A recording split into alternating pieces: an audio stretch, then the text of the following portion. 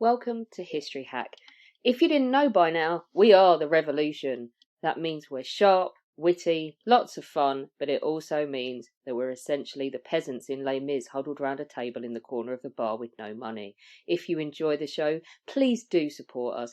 We have a Patreon account by which you can donate a small monthly sum in appreciation of what you're hearing. Alternatively, we have Ko-fi, in which you can just do a one-off donation as a thank you if you particularly enjoy a certain episode.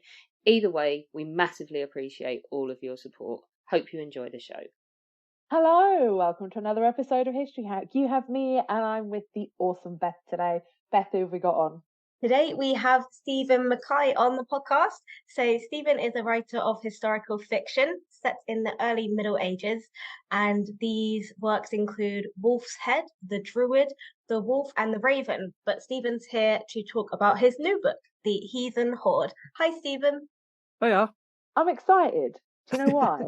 No. Because we've had an increase recently of historical fiction, and like I said, I keep trying to get away from like my Holocaust and depressing stuff and actually read about something completely different rather than something so depressing. So please tell me your book is not that depressing. No, not really. Alfred's life was ups and downs, I suppose, but the type of books that I write, personally, I don't want to read about depressing stuff, so I make my books they usually have a theme of like hope running through them. Oh, the one bonus. you mentioned a minute ago, like the Wolf and the Raven, that word was actually mentioned all the way through that book, just to keep the depression at bay. So that's kind of how I look at all my books. I usually have like a happy ending, and there might be a lot of bad stuff happening in it, but usually there's a kind of hopeful feel to them. Good. Then I am definitely grabbing myself a copy, and I will be reading it when I'm going to be in the UK. Because obviously you can't get books in Poland. It's ridiculous. I mean, I can, but then they're like 3 times as expensive. Well, it's not actually out yet, so it's at the end of October. October the 26th it comes out. Oh, that's okay. I've got friends coming over then, so it'll be fine. They can bring it over. See, this is what I have to do. I have to go and get people to get books from me from the UK. But anyway, it doesn't matter. Listen, we're going to be talking about Alfred himself. So let's kick off with something really, really, really easy. And that is about Alfred's family background. Tell us a little bit about that. Well, you say it's easy, but it's not actually that easy because there's not much written down about his family background, and as much as like the women in those times, they're barely mentioned. It's all about the men, and even at that, there's not that much like personal details. So we know that his mother and father, she died, his mother, quite early, and then the father married again, a much, much younger woman, when Alfred was only about 7, I think. So it was probably quite strange for him. And he also had 5 siblings, 4 older brothers and a sister as well. And they all were a fair bit older than him, apart from his brother Ethelred. So it was I suppose it must have been quite a strange upbringing for him. He even went to Rome as a child, I think, probably because he was so far away from, taking the throne with all these brothers ahead of him. I think he was seen probably as more expendable than the others. He wasn't as important as the rest, so his father was able to send him off to Rome on a pilgrimage when he was like 4 or 5 years old. Something crazy like that, all the way to Rome. I know how dangerous. Really? That was, yeah. Really? Yep. 4 and 5 going all the way to Rome. I mean, now we think that it's not that far, but back in those days, that's like weeks and weeks of travel. Yeah, months. And none of even like his parents even went with him. The first time his father went again. They went a few years after that again when he was still a child, and his father did go that time. But it's a strange way to grow up, I suppose. I kind of feel sorry for the guy, really.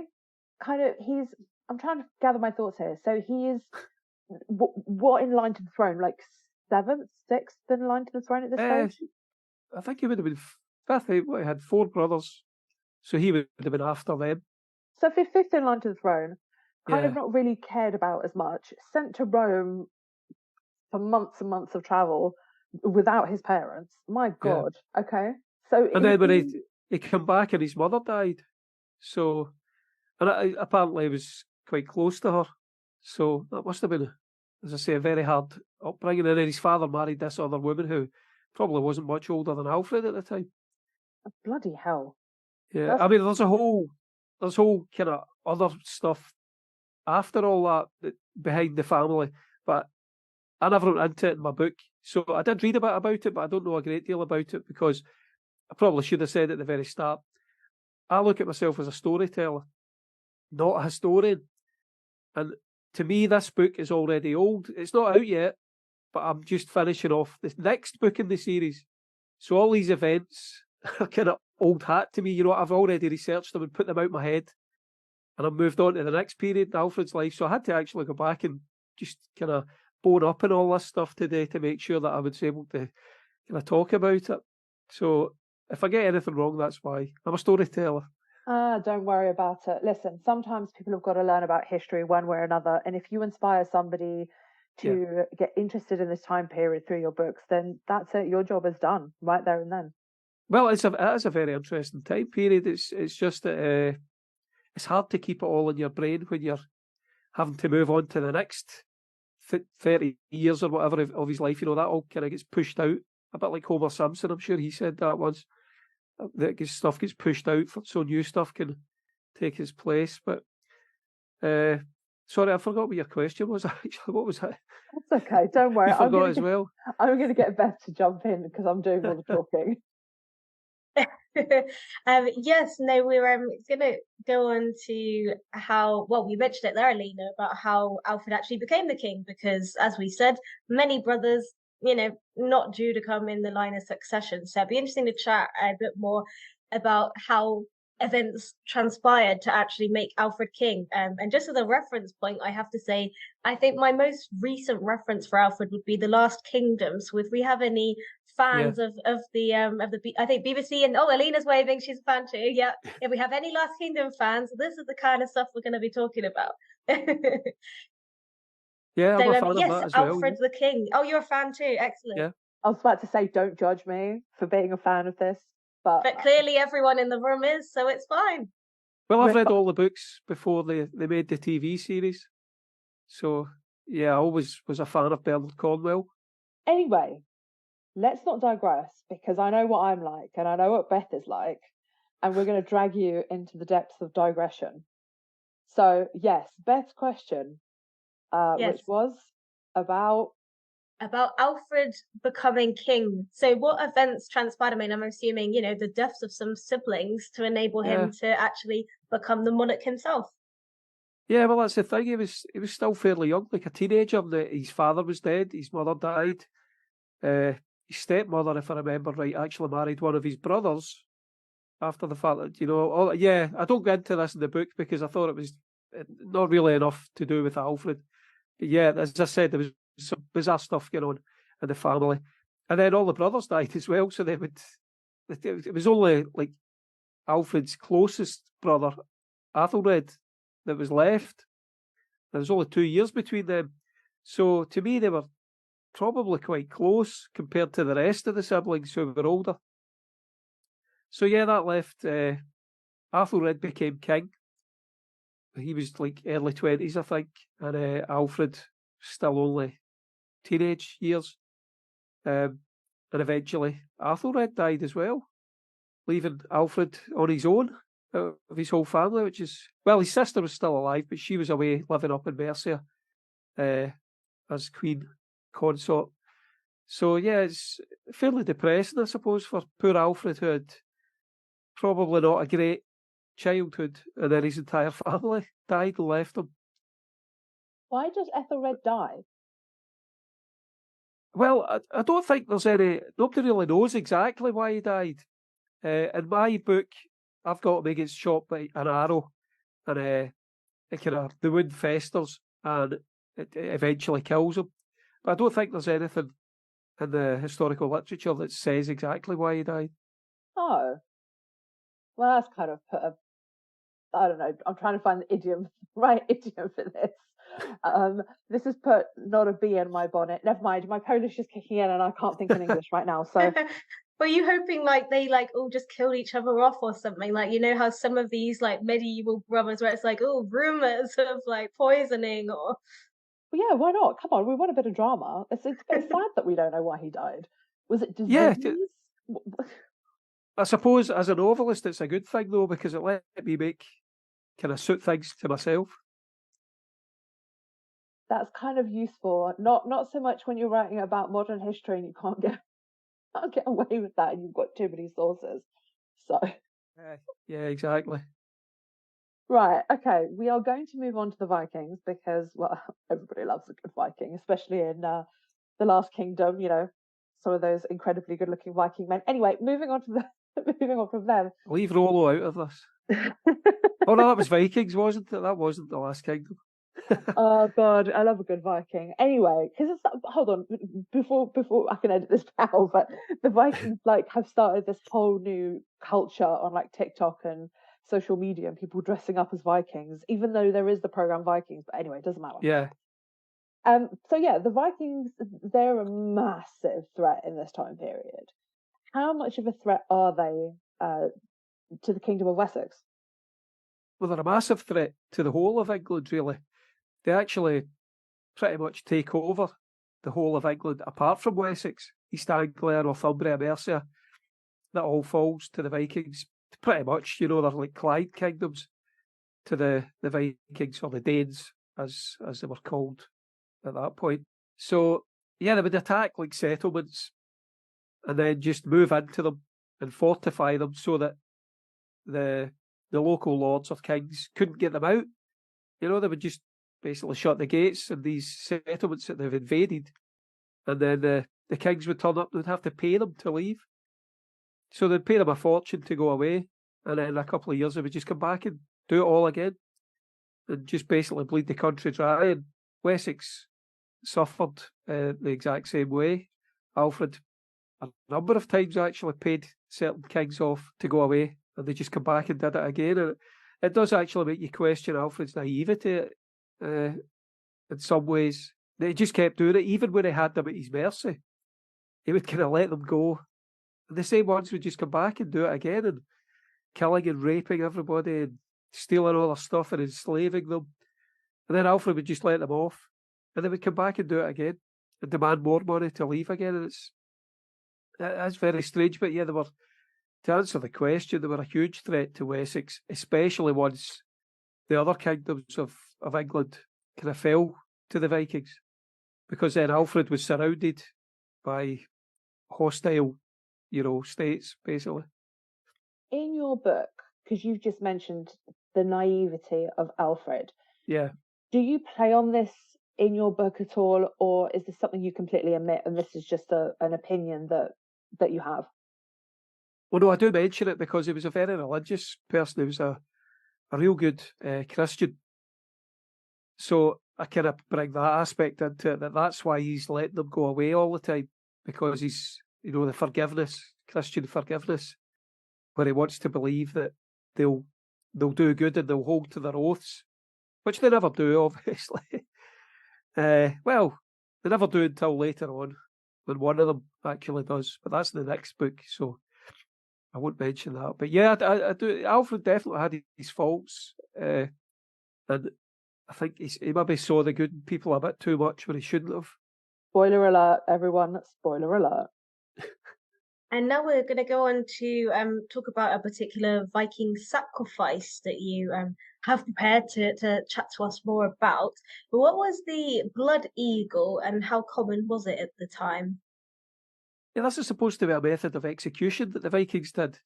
But, well, what they did was they would put the victim face down so their back would be facing up, and then they would use something like a saw to cut their ribs away from the spine, pull them back, and then pull the lungs out through these holes that they just made.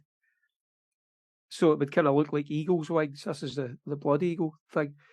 So I do mention it in the Heathen Horde because King Aella of Northumbria was supposed to have been killed like that by the sons of Ragnar Lothbrok. But I don't know if it ever really happened or not. There's only a couple of mentions of it in the literature, the Norse literature, from that, even remotely close to the time it happened. And even that, they're hundreds of years after it was supposed to have happened. So they're not really sure, scholars, whether it was Christian propaganda, just trying to make the Vikings look even more brutal than they really were. But I don't know why they would have to, because the Vikings were pretty brutal. I think probably most cultures were at that point. And I'm not sure anybody could actually survive that kind of pain and torture, prolonged, sawn through each rib. I think you would probably die of shock after the first or second. Never mind get to the point where you can have 2 big holes in your back and pulling your lungs through it. So I don't really think... Maybe it happened a couple of times, but I doubt it was the big thing it's made out to be, really. Do you find any of these sources outside of what you were particularly looking at? So you're looking particularly at the period of Alfred's reign. Is there any mention outside of those sources of this happening to anyone? Well, as I say, I only really research what I need to research, the periods, but I don't believe so. I think there's probably stuff mentioned later, once it became almost glamorised, that certain writers would start to use it. I know it's used in more modern novels. Giles Christian, I was listening to one of his, Raven, it's called, and he uses it, but I think it's not really something I think would have been done very often. It'd probably be really hard work as well for whoever was doing it. Never mind if you were suffering it being done to you. I feel like, yeah, we took a grisly turn there. Like, I know I had a question where I was like, right, the word sacrifice, but wow, yes, grisly stuff. We're going to go on to something else now, and talk about Alfred's navy as such. I don't know what he would have called it at the time, but can you say a little bit about what his boating forces were like, how he kind of used them against the Vikings? Yeah, well, he's not really credited with creating the Royal Navy. Well, he maybe is credited with it, but he didn't really, because there was another king 20 years or so before him that had built ships and used them against the Vikings to fight them. So I don't think Alfred really did invent the Royal Navy. And in fact, he did use ships a couple of times in his early reign, but there was only 7 ships, or maybe 4 ships in one of them. So it's not quite the huge fleet that we would imagine a navy to be nowadays. And later on in his reign, like in my second book that I'm actually working on right now, he did start to use ships a bit more, and he thought about building even bigger ones, because obviously the Vikings were masters of shipbuilding, so he had to kind of find a way to kind of compete with them. So he started to think of making longer ones, bigger ones, more military style ships rather than the trading vessels that they were probably used to building up till then. And in the second book that I'm writing, they actually have fights from the decks of the ships. If you can imagine how frightening that would be, compared to fighting on land where you could maybe run away if you were losing or you were terrified.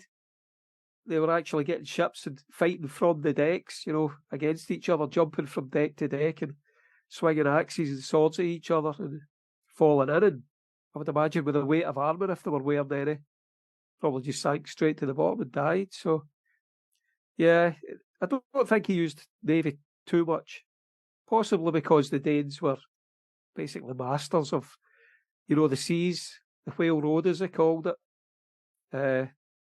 But I think, like everything Alfred did, I think he was a clever guy, and he was able to see ahead, and so anything he tried, he kind of did a good job of.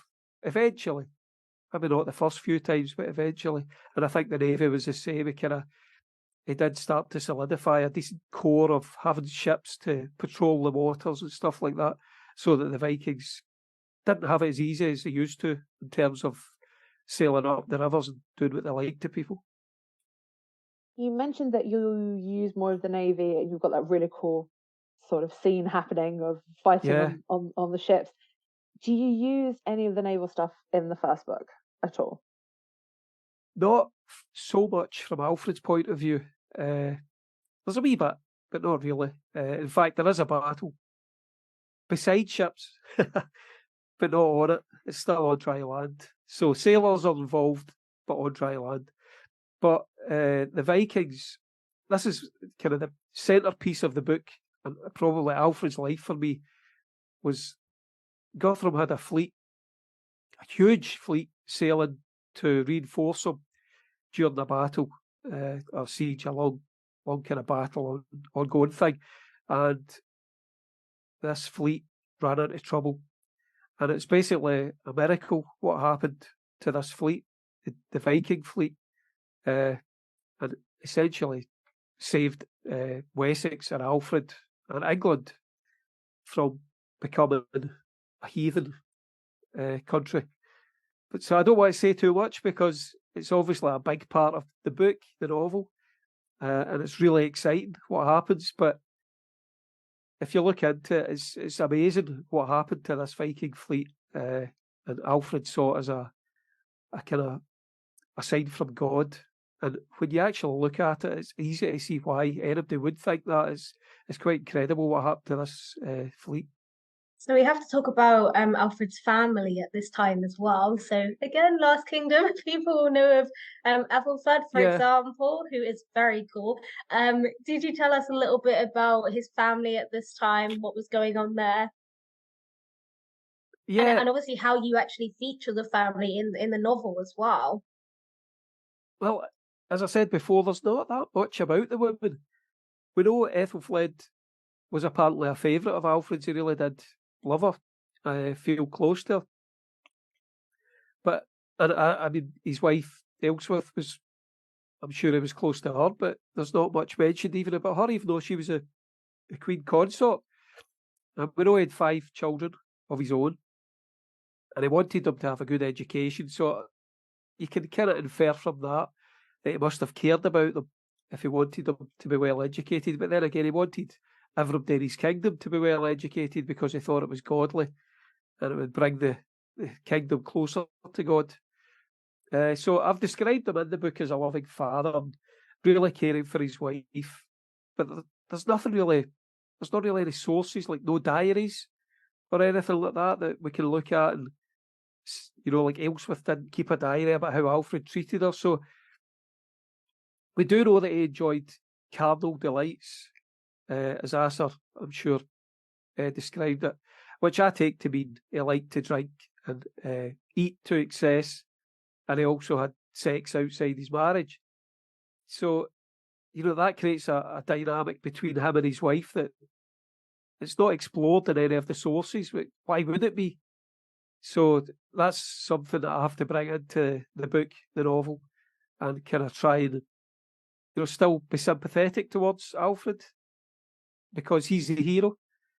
But at the same time, you know, he does have these flaws where he's out drinking all the time, fighting with people or whatever where he shouldn't be, and, you know, having all these maidens in his bedchamber and stuff like that, which I'd imagine probably all the noblemen at the time did. So that's a question. How did his wife view it? Was she okay with it, or was she bothered by it, or what? You know, these are things that, as a novelist, you have to look at and try and come up with something that makes sense and sounds realistic. Their marriage was kind of, like a lot of the marriages, most of them probably for nobles were arranged. They weren't love marriages. So would a wife bother if a man took another woman to his bed? Would she be glad? You know, it all depends on the relationship and how it develops.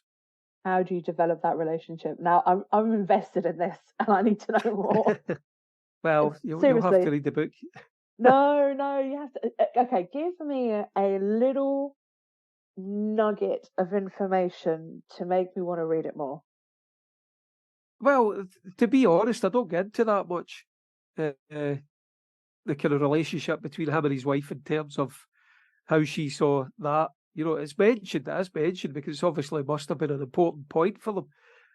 But I don't really get into it too much because, as I discovered, there's an awful lot of stuff happened in Alfred's life. And when you're writing a trilogy and you have to fit it all in, you know, you end up, you have to gloss over quite a bit of stuff that, if I was self-publishing it myself, I would probably have made it a 4 or 5 book series.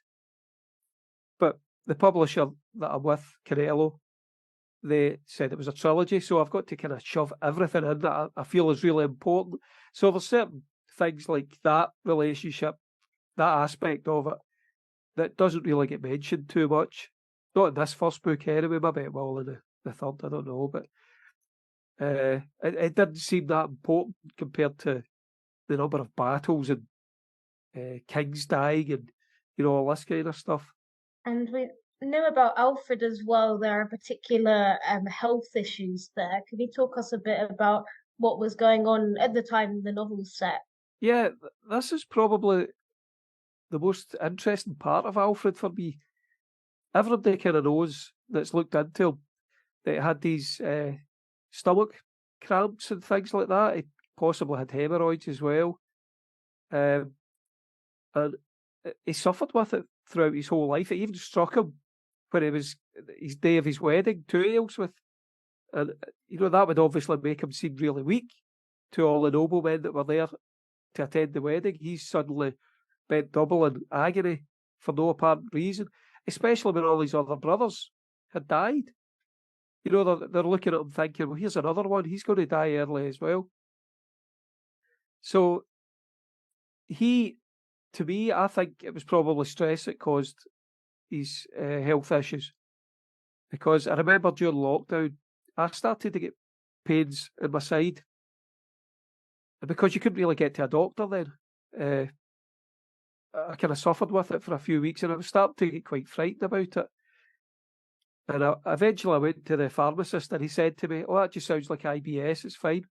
And the moment he said it, it went away and it never ever came back.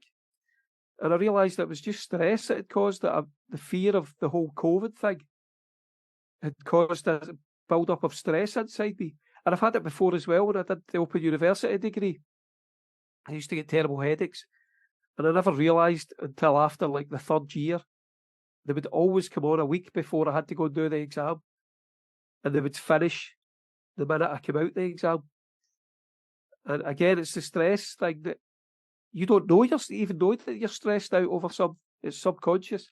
And I believe that that's actually what was wrong with Alfred. He had all these stresses, Vikings, and his love for God, basically his Christian faith, all warring within him because he wanted to be a good Christian, but he loved these carnal pleasures so much.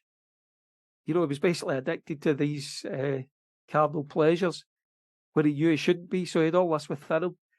So I kind of tried to bring all that out in the book. I found that really, really interesting, that he was this really flawed character who somehow did all these amazing things and came to be known as Alfred the Great. I love this, especially when you started saying it's the idea of stress. Started formulating it in my brain. I was like, oh my God, hold on a second. But he's having like this internal strife where he's pulling one way that he wants, like you said, wants to be this great Catholic king, Christian king. And on the other side, he enjoys the sex, he enjoys the alcohol, and most likely gambling as well. Let's add that one in there too. So I think that's a really interesting point that you've made. And it's something that I don't think historians really take much into account. No, I agree with you, yeah. It's not really mentioned in any of the books that I read about him. And the people actually, even nowadays, and The Last Kingdom is guilty of it as well. They kind of portray him as this weakling. The Last Kingdom is a skinny, sickly kind of guy who needs Uhtred to fight all his battles for him, which is not true. He was a warrior himself, and he was a renowned warrior, and he was a great leader who would stand in the shield wall beside his men and fight beside them just like they did. So, although he had all these pains in his guts and hemorrhoids or whatever, he still managed to be a great warrior. And I try and bring that out in the book as well, because obviously The Last Kingdom is something that I have to be different from because everybody knows it. And that was one easy way of doing it, was to bring out the warrior in Alfred, because he was a warrior. He might have been weak in some ways, but he was a physically strong man when it came to fights. Absolutely. And we're going to go on to talk a little bit about sources and how you use them in the novel. So obviously we've already talked about the storytelling and that being the primary objective, but you obviously said as well, you know, you read certain things to just help get into that context, kind of get your mind into that era. So beyond Asser's life of Alfred, were there other sources that you ended up using in the research for your book? Well, as I said at the start, I'm a storyteller, not a historian. So I didn't really go too deeply into scholarly texts or anything like that. I've got an absolutely enormous pile of books, biographies of Alfred, and other books about that time period.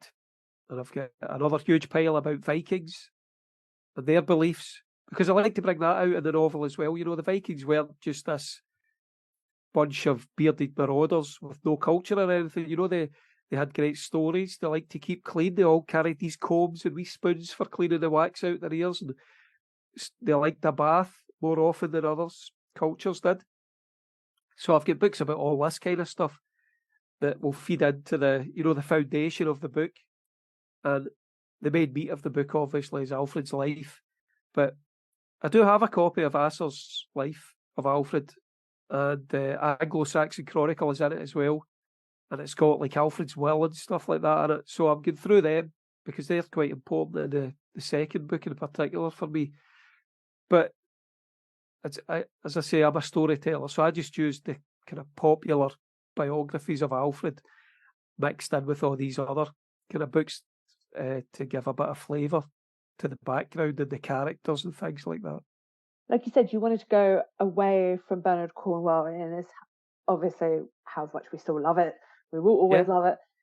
And this idea of the Vikings being so barbarous and smelly and all of these negative things which are portrayed in The Last Kingdom. And I'm assuming you've just gone completely the opposite. No, it's not quite the opposite, because the Vikings have still got to be the baddies, because Alfred is the hero. You know, if I was writing with a Viking hero, it'd be the other way about, maybe. But no, I think the Vikings were very brutal. They were doing horrible things to these poor people in Wessex. You know, they were taking them away and enslaving them, raping them, stealing all their stuff, wrecking their fields, taking their food, you know. And so, no, I wouldn't say I've went the opposite way from Bernard Cornwell stuff, because I'm a huge fan of his. It's just that I've maybe done it slightly differently, in particular with Alfred's character himself. But no, I think the Anglo-Saxons themselves were just as dirty and smelly as the Vikings, you know. So it's not fair to kind of single out the Vikings, because all of these peoples at that time were kind of very similar. And the Anglo-Saxons and the Vikings actually come from similar places. Their language is very similar. They could probably understand one another fairly well if they spoke slowly enough, because a lot of the words, you know, they all come from the same kind of root. They were all kind of Northmen at one point. The Anglo-Saxons come over from similar places. So, yeah, they were all kind of much the same. And even their weapons and armour and things like that were all kind of similar. They had similar myths and things like that before the Anglo-Saxons turned to Christianity. So they're very similar cultures. It is quite a strange period of time. So we're now going to look at Guthrum and the Vikings under him. And this is a period of time where the Vikings are very successful in their objectives, and they indeed take over most of Wessex. How do you look at this? Yeah, Guthrum was a real thorn on Alfred's side. And as I said earlier, I mentioned the fleet was coming, and they would basically have taken Wessex at that point if God hadn't taken a hand in it. But at that point, when the fleet was wrecked, I could give that away, I'm sure you've guessed anyway. But at that point, Alfred defeated Guthrum, and he had him at his mercy, and he just let him go. And that was like the second time or something he'd had him at his mercy, and he just let him go. And Guthrum was supposed to go away and never return. But of course he did return during midwinter, which is basically the Christmas celebrations that Alfred was having in his estate at Chippenham. And Guthrum turned up with an army and basically chased Alfred out. It would have killed him, but Alfred managed to escape somehow. And from that point on, Wessex was basically in Guthrum's hands because Alfred had to get into exile in Athelney. So you really do wonder why Alfred never killed him when he had the chance. But he just kept letting him come back and come back. It's kind of odd. And you have to put it down to this Christian thing. Or maybe Guthrum was just really persuasive, I don't know, and could make people believe stuff. I don't know. It's odd. But yeah, Guthrum was a very successful Viking as they went.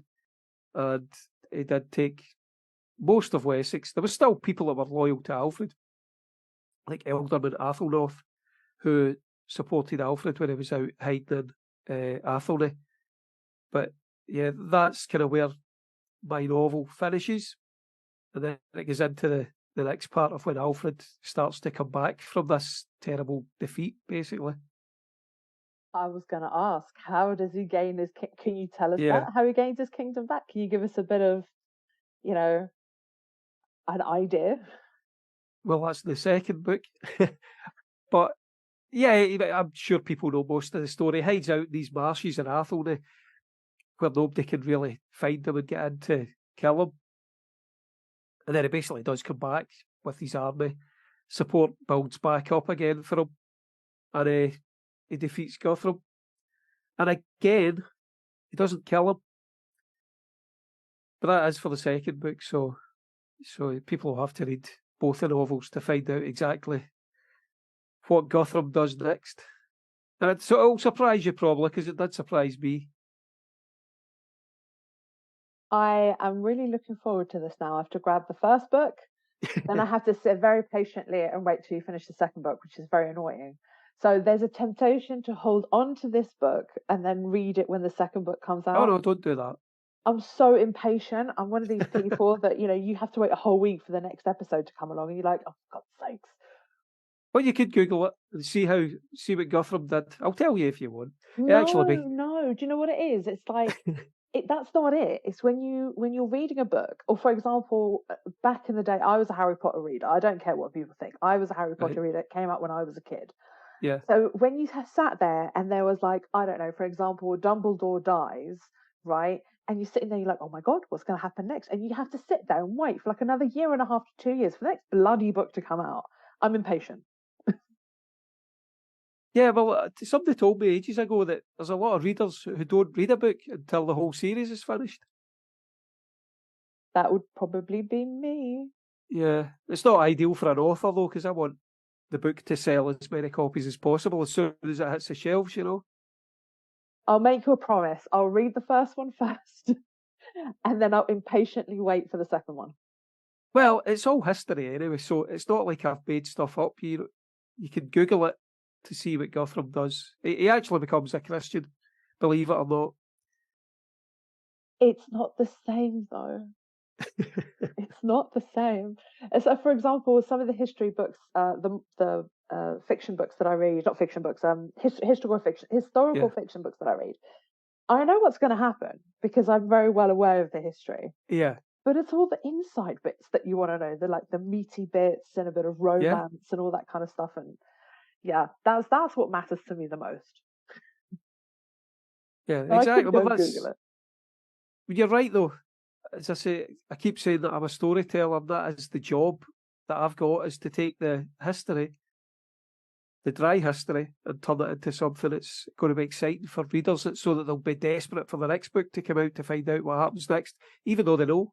No, we've loved chatting to you about this, Stephen. So please do remind our listeners, is the book out, or when's it out, where they can buy it from? I'm assuming all the general bookshops, and we do always like to say as well, we have our own History Hack bookshop page online, and the authors, the authors get a cut, we get a cut. It's all very nice, and avoids using certain websites, as Alina always likes to say. That sounds good. Yeah, the book is out on October the 26th. I'm not sure exactly where it's available. I know it's Waterstones. We'll have some copies of it, and Amazon, obviously. I think basically the usual usual places. Do you not like Amazon? We don't mention that word on this podcast. We support local bookshops. Yeah, well, I have to say though, because all my other books are self-published, I had to do it through Amazon, so Amazon are responsible for my career and being a full-time author. So No, it makes sense. It makes sense. you know, But, so I do love local bookshops, but none of them would take my book because it was printed by Amazon. So this new one will be a change for me. fabulous. We can't wait till it's out. We'll get the podcast out, and I will definitely be reading the book and immersing myself in a different time period rather than genocide. Yeah. Well, there's not so much genocide in this. So thank you, Stephen, for joining us. It's been great. Well, thank you very much. Welcome to History Hack. If you didn't know by now, we are the revolution. That means we're sharp, witty, lots of fun, but it also means that we're essentially the peasants in Les Mis huddled round a table in the corner of the bar with no money. If you enjoy the show, please do support us. We have a Patreon account by which you can donate a small monthly sum in appreciation of what you're hearing. Alternatively, we have Ko-fi, in which you can just do a one-off donation as a thank you if you particularly enjoy a certain episode. Either way, we massively appreciate all of your support. Hope you enjoy the show.